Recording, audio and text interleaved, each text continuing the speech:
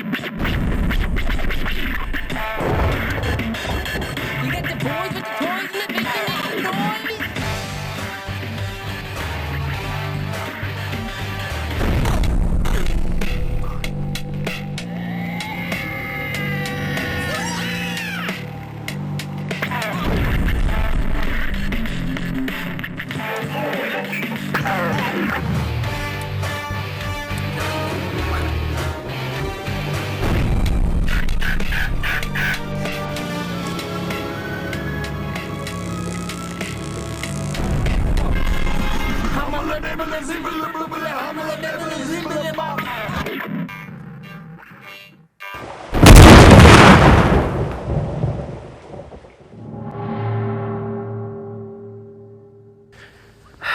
Hello and welcome to Andy's Little Sci-Fi Horror Show. My name's Andy. And I'm Drew. And we are taking a walk in peace and quiet at a cemetery. This is a pretty well kept up cemetery. Yep. I won't say where we are.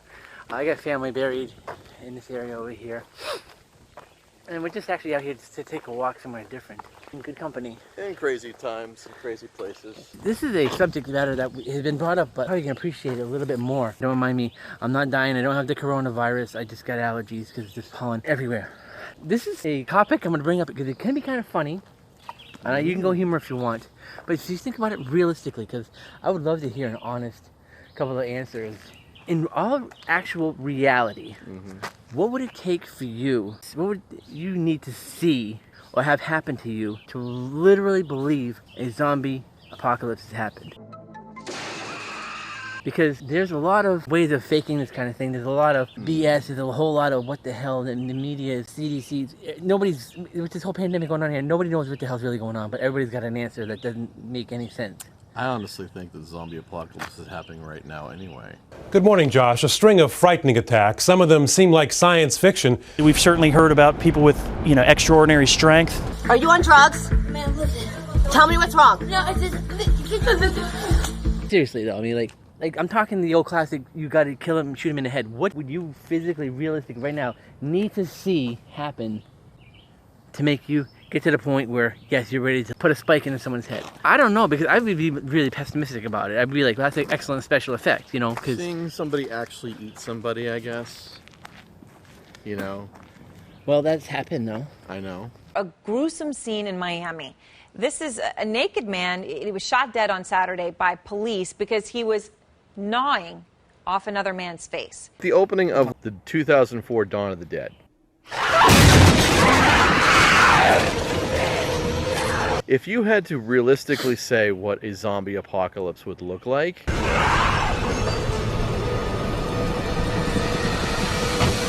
that's pretty realistic. If you live in southern Milwaukee, the way that feels.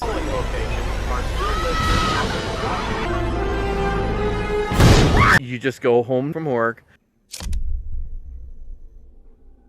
And it's been happening all night and they don't even know about it. They don't even know what's going on. They wake up the next morning. One neighbor of theirs who's just a kid. That was pretty intense. Realistically, what was the most jarring situation?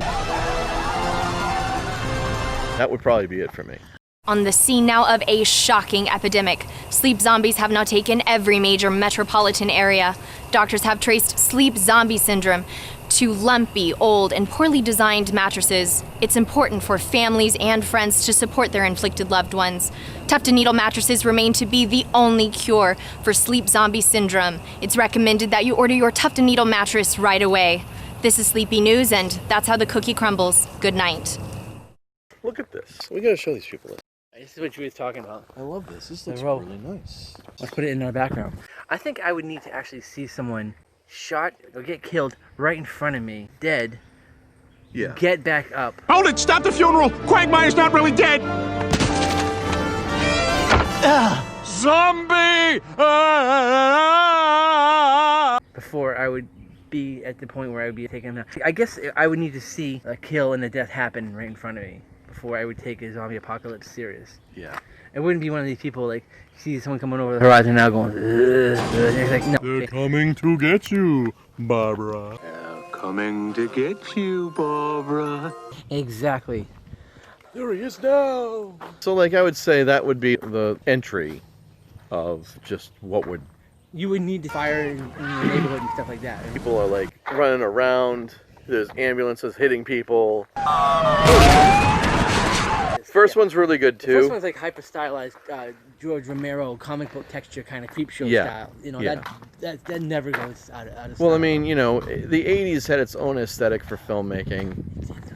And that was the thing about George Romero, is he was definitely a filmmaker who was of his era, and he adapted to that filmmaking style. I mean, and it was true aesthetic style because it became The Walking Dead. Let's be honest. I mean, exactly. Greg Nicotero was like, he is really the godfather of the zombie film genre. You know why I love Starburst? It's a contradiction. It's solid yet juicy, like a liquid. Ugh, boring. Living Dead. That is a contradiction, my friend. It's not a contest, sir. Everything's a contest, sir. Starburst exists in two separate... Oh, boring. Starburst exists in... You're boring me to death, and I am already dead. You're boring me back to death. Okay. Starburst, it's a juicy contradiction. And everybody, he's really the one who created it. He's the one who made it better.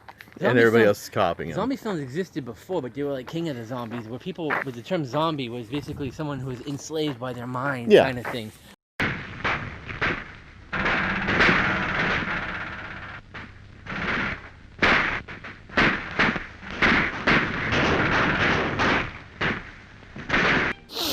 But actually, the flesh-eating ghoul he was responsible for the flesh-eating ghoul zombie that we've all kind of come to know.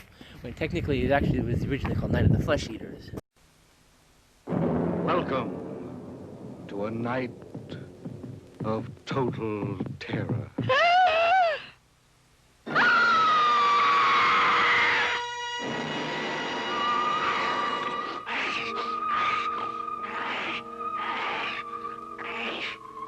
Night of the living dead, the dead who live on living flesh.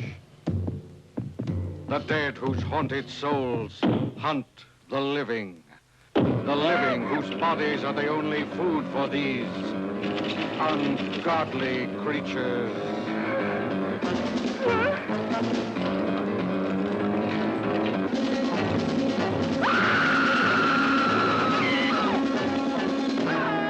Night of the living dead. Bizarre adventure in fear. An experience in shock, more shattering than your strangest nightmare. Night of the living dead.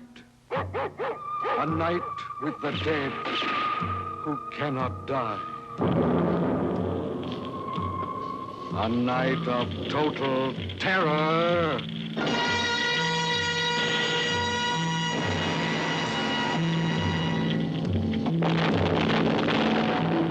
Night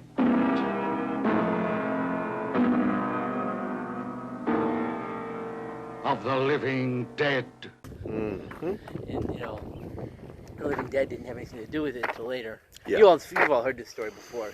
Mm-hmm. You know, because in a previous episode. Mm-hmm. Link in the description below. Make sure to subscribe and like and ring that bell. Wow, dude. Let's go this way. Pepe, te presento a Laura, la nueva de finanzas. Pepe.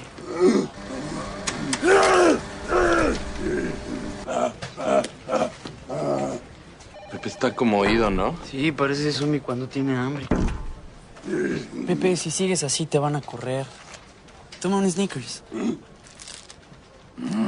¿Mejor? Mejor. Cuando tienes hambre, no eres tú. Snickers satisface. He's making fun of the dead. But it's Kirby. That's not funny, man. I'm sorry, Kirby. You ought to be. This is one of those cool shots that we would see, you know, the dead coming up behind. They're like, oh.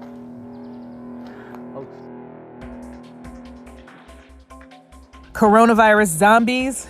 This is the InsideEdition.com coronavirus news for April 27th, 2020.